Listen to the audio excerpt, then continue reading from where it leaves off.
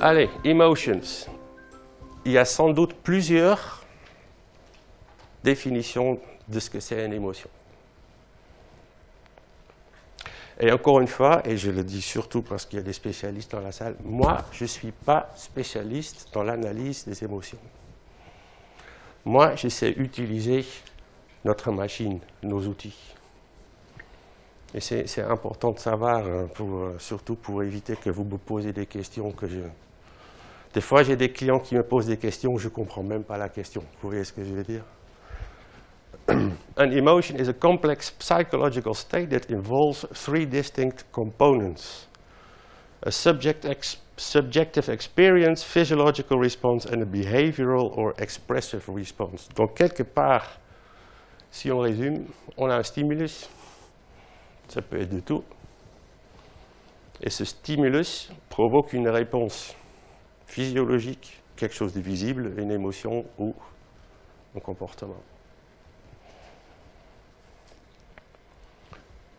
Comment est-ce qu'on peut exprimer nos émotions? Verbalement. On peut crier. Par un comportement non verbal. Ou par une expression faciale. Correct? Correct. Comment mesurer les émotions? Maintenant, ça devient intéressant. Il y a des méthodes assez subjectives. On peut donner un questionnaire aux gens, on peut leur montrer des images, et puis après donner un questionnaire, et les gens doivent réfléchir, qu'est-ce que je me sentais comment, qu'est-ce que j'ai fait. Voilà. Un questionnaire. Il existe aussi des méthodes plus ou moins objectives.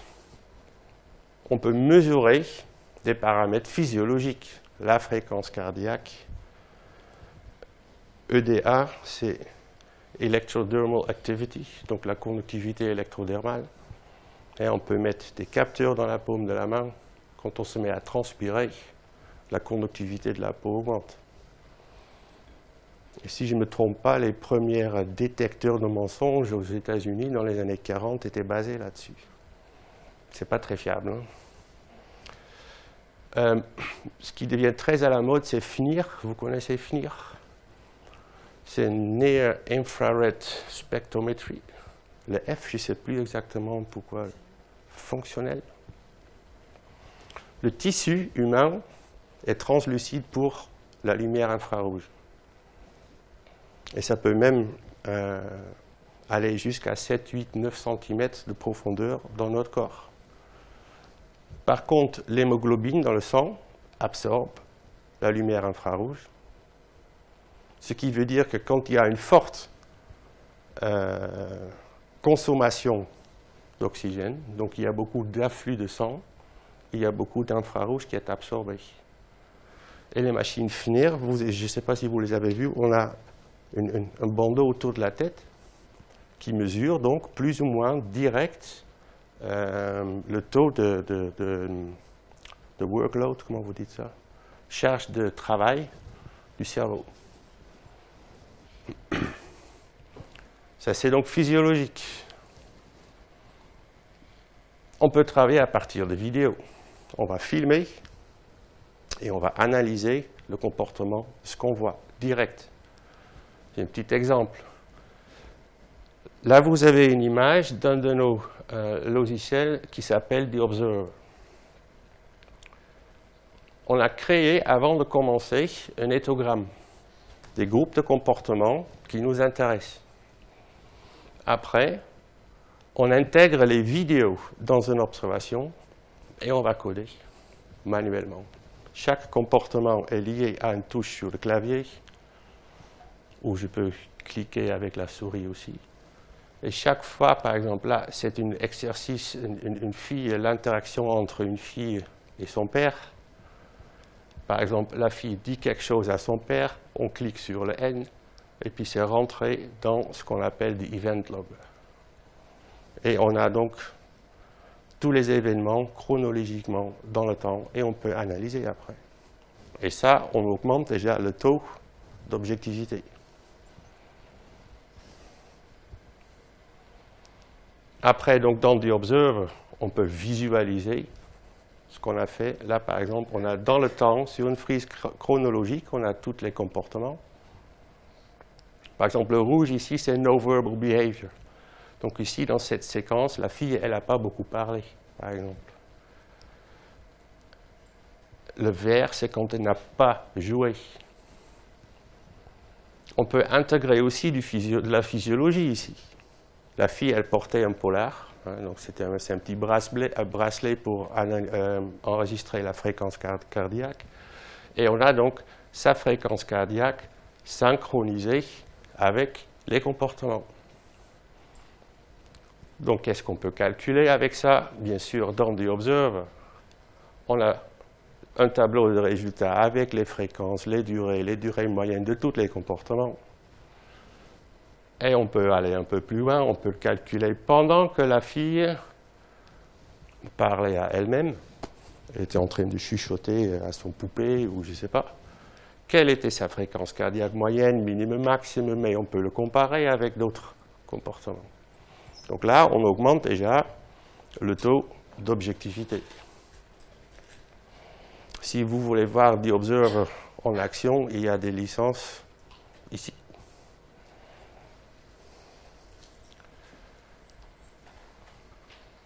On peut aussi observer et encoder les émotions directes. Là, tout à l'heure, c'était des comportements plus ou moins émotions non verbales. Mais on peut aussi directement encoder les émotions. Et la méthode la plus courante a toujours été le Facial Action Coding System. Et là aussi, je pense que je suis devant une groupe de personnes à qui je ne suis pas obligé de... Tout le monde connaît Fax?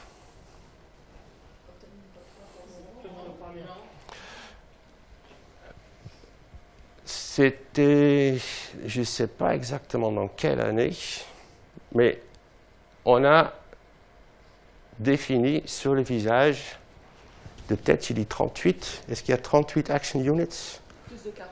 Plus de 40? Non. 44. Il existe 44 action units sur le visage. Et chaque action unit est lié à des muscles. Et quand vous changez les expressions, les action units, ils vont bouger. Ils sont comment on dit ça?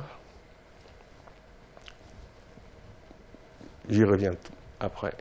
Donc les actions, par exemple, les coins de la bouche, quand on rigole, et ça peut avoir une certaine intensité.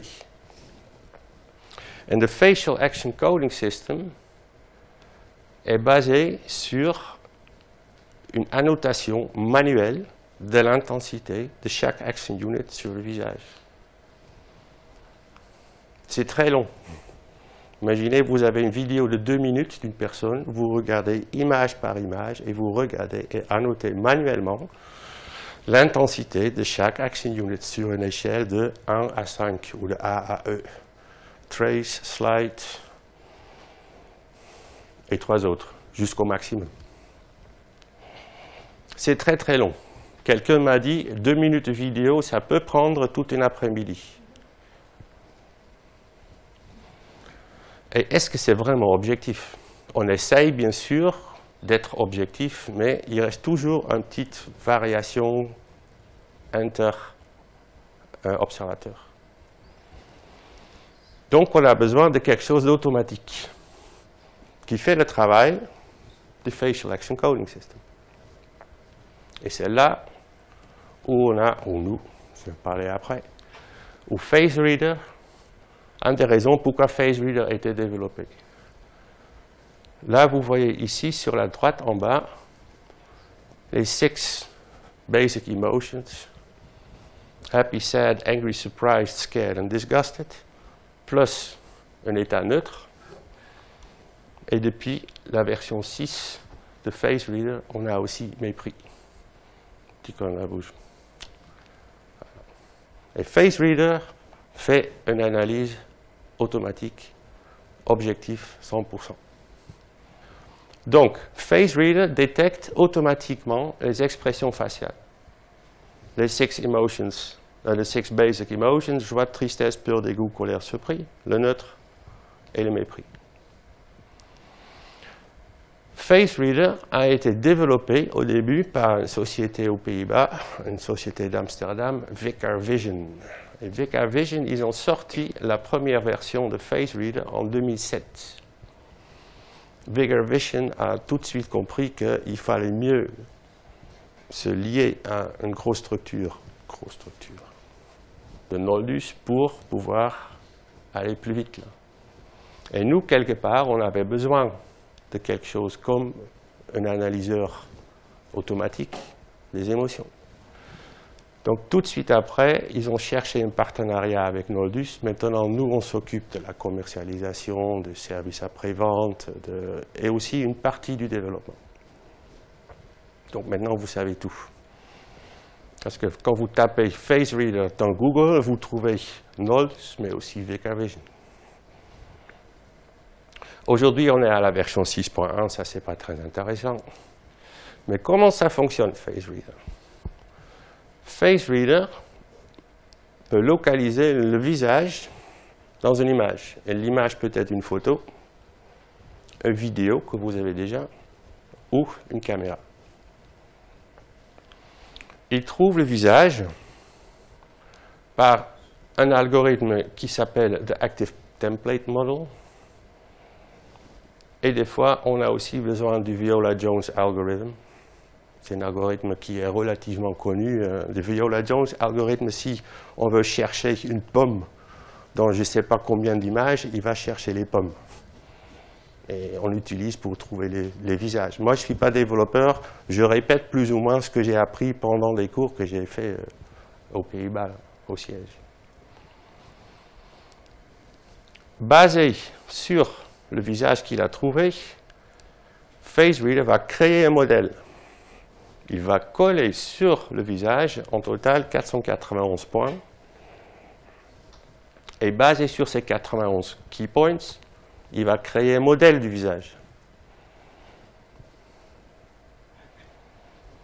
Et après, le système a appris, un Artificial Neural Network, de classifier les émotions basées sur le mouvement de ces 491 key points. Donc c'est déjà important à savoir, les émotions ne sont pas classifiées basées sur les action units qu'on a vu tout à l'heure. Non, c'est basé sur les key points. Et il y en a quand même qui collent avec les action units, mais quelque part, on en a beaucoup plus.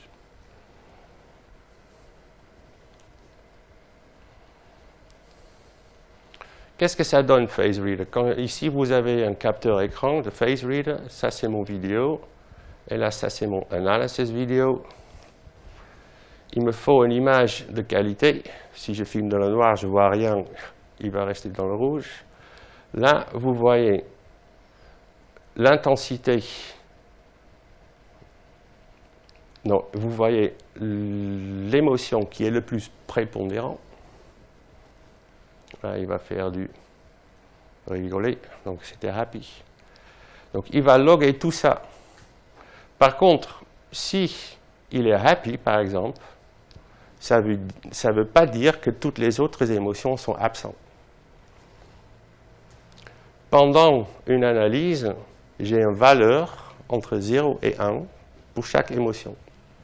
Il est évident que, ici, par exemple, vous voyez, il est très happy, c'est la ligne verte, et les autres émotions, c'est quasiment absent. Mais ici, vous voyez, j'ai une valeur pour le rouge, c'est angry, j'ai un petit peu pour scared. Donc, j'ai une valeur pour chaque émotion, pour chaque image que j'analyse.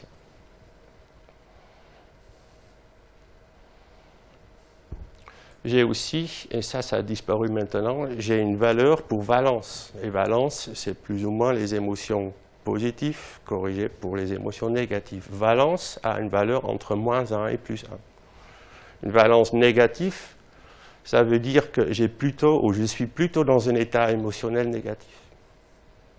Et positif, bien sûr, c'est positif.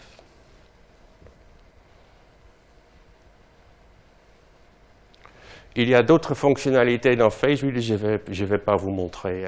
Il peut vous dire si les yeux sont ouverts ou fermés, la bouche ouverte ou fermée, si vous avez une barbe. Voilà.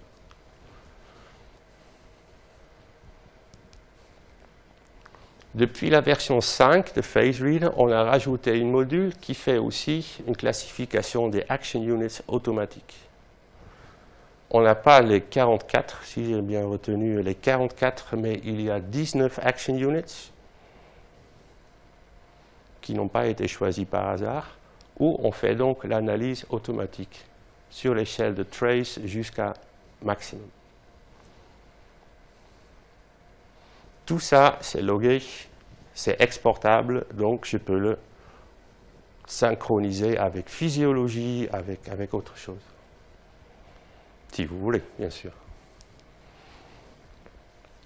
On peut visualiser aussi les émotions dans un environnement en 2 dimensions. Le Circumplex Model of Effect. Moi, j'ai mis du temps à comprendre comment ça fonctionne exactement. Vous avez ici, sur le x-axis, vous avez valence, plus ou moins.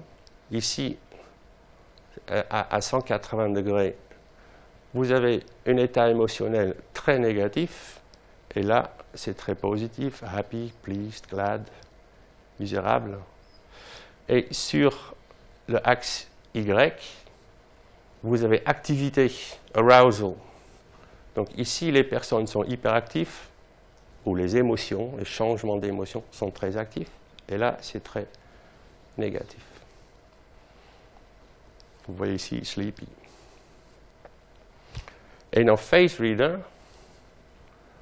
ça donne donc, on peut voir, par exemple, si pendant un enregistrement, si on voit que les traces sont plutôt ici, la personne est plutôt positive, et il bouge, voilà. Donc, quelque part, on peut visualiser ce qu'on appelle une heatmap d'un enregistrement. Sur une période de plusieurs minutes, je peux voir en une seule vue où la personne a voyagé plus ou moins avec ses émotions. Donc ça, c'est au niveau des visualisations dans FaceReader. Mais ce qu'on cherche, c'est on veut des données. Je vous ai dit au départ, moi je suis généticien. Donc nous, on veut des moyennes avec un écart type. Voilà. Notre vie est basée là-dessus. Là. Dans FaceReader, vous pouvez exporter des états émotionnels, mais les états, un état a une durée, un début et un fin. Donc on a un fichier texte avec un timestamp. Et là, on voit par exemple qu'entre 6,2 secondes et 7,2 secondes, la personne était plutôt scared. On peut exporter ça, par exemple, dans The Observer, que j'ai montré tout à l'heure. Mais on a donc aussi tous les détails. On a pour chaque image analysée, on a une valeur pour neutral, happy, sad, pour toutes les émotions de base. J'ai pour toutes mes action units, ce qui s'est passé, eyes open, eyes closed, la direction du regard, j'ai tout. Pour les gens qui veulent développer leurs propres outils qui sont pour une partie basés sur les émotions, je peux exporter même ces données en temps réel. Donc on a ce qu'on appelle un FaceReader API. Le A, j'oublie toujours ce que ça veut dire, mais PI, c'est Programming Interface. Donc je peux contrôler FaceReader à distance. Et là, j'ai donc toutes les données qui crachent plus ou moins. Et puis on peut importer ça par un port IP ou dans un autre logiciel. Dans FaceReader version 6, on a en bêta, donc ce n'est pas encore sur le marché officiellement, on peut faire une estimation de la fréquence cardiaque, juste en filmant le visage d'une personne. Et ce paramètre est basé sur Remote Photoplethysmography, ou RPPG.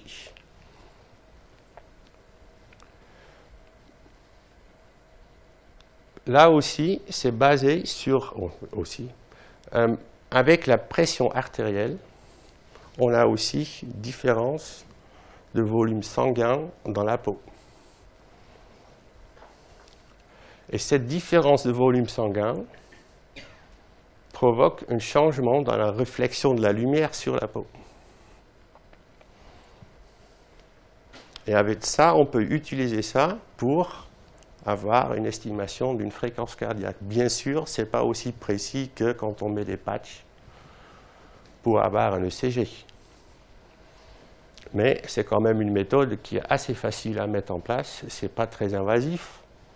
Et pour le moment, ce qu'on voit, c'est relativement précis. Donc, FaceReader va sélectionner des régions sur le visage. En général, c'est le front. Mais si quelqu'un a des cheveux qui passent carrément devant, il va prendre les joues. Il va vraiment chercher une partie du visage qui est relativement découverte. Là aussi, je ne suis pas développeur, mais il va stabiliser des variations de la couleur de la peau pour pouvoir calculer une périodicité dans la réflexion. Et là, peut-être, il doit utiliser un Fourier analysis, je ne sais pas exactement. Mais en tout cas, ce que je vois, c'est que ça marche, plus ou moins. Là, je l'ai encore fait hier, chez moi. Donc, je regarde d'abord dans la caméra. Il faut d'abord que FaceReader calibre. En temps réel, c'est quasiment impossible de le faire. Je vais juste bouger mes bras parce qu'il faut que FaceReader ne perd pas mon visage. Si je vais faire des pompes, ça va faire beaucoup plus d'effet. Mais il va perdre mon visage. Après, il a besoin de recalibrer, donc je perds un petit peu l'effet. Et là, vous voyez quand même, j'étais autour de 60, 72, un vrai sportif, vous avez compris. Et à la fin, je monte presque à 80. Donc ça donne une indication. Encore une fois, c'est sous bêta testing. Ça ne sera jamais aussi précis qu'un électrocardiogramme. On ne peut pas calculer heart rate variability, par exemple, pour estimer charge de travail, mais ça donne une indication. Deuxième bonus. Est-ce que vous connaissez The Resting Bitchy Face? Vous ne connaissez pas? Est-ce que vous connaissez des gens, et sans doute là vous allez me dire oui, est-ce que vous connaissez des gens, même quand ils ne font pas la gueule, on a l'impression qu'ils font la gueule? Et tes copines par exemple, mais pourquoi tu me fais la gueule? Je ne te fais pas la gueule, ça va. Il y a des gens que même quand ils ont un visage neutre, on a l'impression. Queen Elizabeth, c'est un très très bon exemple. Lui aussi.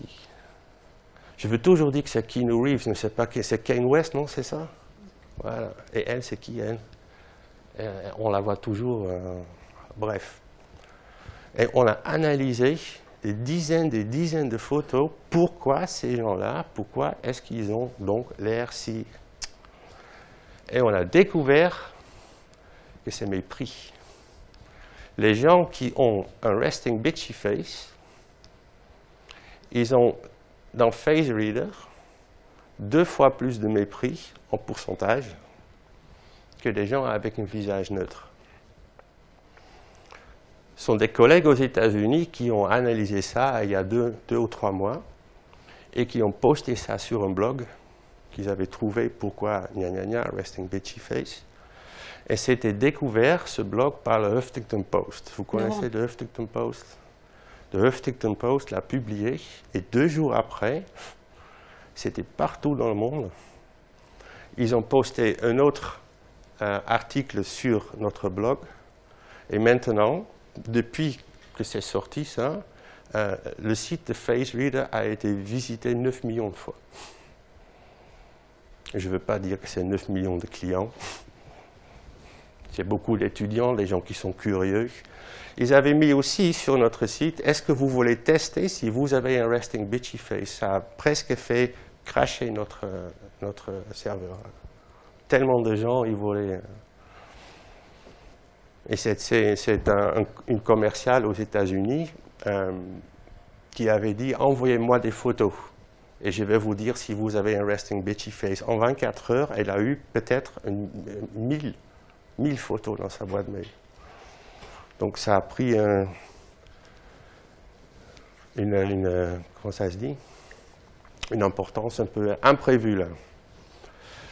La question qui reste, est-ce que c'est précis FaceReader? Parce qu'on a beau dire là, vous êtes happy, là, vous êtes sad, etc. C'est assez précis. Ici, vous avez une comparaison entre FaceReader et des photos avec, là, je n'ai pas réussi à le traduire, intended expressions. On a demandé aux pros de faire une expression, faire happy, faire sad. Et ces photos font partie du Radboud, c'est l'université de Nijmegen aux Pays-Bas, de Radboud Faces Database. Et chaque émotion, pour chaque émotion, on a passé à peu près entre 140 et 150 photos dans FaceReader. Par exemple, ici, vous avez les, ouais, c'est un peu plus, 160 photos de dégoûté ou de dégoût. Et FaceReader a classifié 85% de ces photos comme dégoûtées. Et là, il y a quelques erreurs. Surpris, c'est beaucoup mieux. En général, c'est surtout les émotions positives qui sont plus faciles pour FaceReader à classifier que les émotions négatives. Là, vous voyez Scared, 85, Neutral, 87, qui est quand même pas mal. Pourquoi on veut mesurer les émotions? Ça, vous le savez beaucoup mieux que moi. Et vous pouvez trouver beaucoup plus d'exemples que moi. Moi, j'ai juste mis quelques exemples que moi j'aime bien. Human-machine interaction. Je peux vous montrer, je ne sais pas, les ergonomes du DCNS dans les sous-marins. Ils utilisent FaceReader et The Observer pour voir si les machines, si les tableaux de bord sont bien conçus. Mais ça, c'est la même chose, mais avec un petit garçon qui est beaucoup plus rigolo. Là, il y a un petit garçon qui va jouer un jeu sur Internet. Là. Donc, on a enregistré l'écran de son ordi. Il regarde aussi dans un webcam et on a analysé son état émotionnel avec FaceReader. On peut importer ça, donc. Encore une fois, c'est le logiciel The Observer. Et pendant qu'il joue, est-ce qu'il était surpris, oui ou non, ce genre de choses, on peut faire ça avec FaceReader. Ah, ça c'est pas très discret. J'ai fait la capture écran avec Camtasia Studio. Je ne sais pas si vous connaissez, mais voilà. Je peux donc calculer. Pendant qu'il a joué, il était voilà, plutôt surpris par rapport à quand il n'a pas joué. Un deuxième exemple, et ça c'est très très important, la recherche consommateur. Ici c'est un exemple, on va tester plusieurs jus de fruits. Les images du webcam sont analysées avec FaceReader, et qu'est-ce qu'on veut savoir? Un état global, valence, ou par exemple la durée de happy, ou après avoir goûté quelque chose. On ne demande plus, ou on essaie d'éviter de demander « vous avez préféré quel jus d'orange ?» et pourquoi. Dans notre approche, et ça c'est l'approche qu'on appelle souvent l'approche Noldus, c'est on fait des observations directes, on pose plus de questions, on regarde. Pour les Danone qui veulent lancer un nouveau yaourt sur le marché ou une nouvelle gamme, ils vont les comparer avec la gamme existante, avec les yaourts de la concurrence et la nouvelle gamme. Mais on ne va pas demander est-ce que vous avez préféré et pourquoi, c'est pas trop sucré. Non, on filme le visage pour avoir un état émotionnel et puis on fait d'autres mesures. On va compter le nombre de bouchées. Si vous aimez votre yaourt, vous les finissez en 4 bouchées. Et si ce n'est pas terrible, c'est 14. Donc on calcule la moyenne, c'est évident. Comme vous pouvez voir ici. On a fait un grand projet pour un fabricant de rasoirs pour les femmes, pour enlever les poils sur les jambes. Et ici, on a comparé les résultats du questionnaire. Est-ce que vous avez préféré rasoir 1 par rapport à rasoir B pendant que vous étiez en train de rincer vos jambes? Il n'y avait pas de différence. Mais on avait filmé les visages aussi. Et là, on voit que rasoir 1. Ça, c'est le nombre de secondes de angry. Donc, je pense que quand même, ce rasoir-là était moins bien que celui-là. Les gens, ils ont tendance de plaire. Ils ont toujours, même si on sait que c'est pour une étude, gna gna gna, ils sont toujours un peu trop positifs. Phase Reader, c'est donc une méthode qui est objective, qui est rapide et précise. Ça, c'est déjà pas mal, mais le grand avantage, vous avez des données objectives que vous pouvez intégrer et synchroniser avec d'autres données comportementales. Et dans ces cas-là, 1 plus 1 égale souvent 3 au lieu de 2.